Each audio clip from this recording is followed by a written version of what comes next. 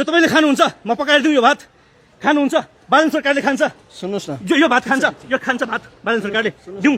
तपाईँ प्रधानमन्त्री नजिक मान्छे भने होइन, गिमी मास्क खोल्नु न तपाईँ। म कोही खास अनि मान्छे के फर्काएको, के प्रहरीलाई निर्देशन दिएको? कमन बालन सरकारको तपाईँ प्रतिनिधि, तपाईँ बालन सरकारको प्रतिनिधि। त्यो कुहिएको चामलको जिम्मा तपाईँ लिने हो कि नै? अन्नले तपाईँ छोराउँछ कि नै? त्यो त बच्चाहरूको के हुन्छ? चप्पल छैन, बगाएर चप्पल बगाइसक्यो।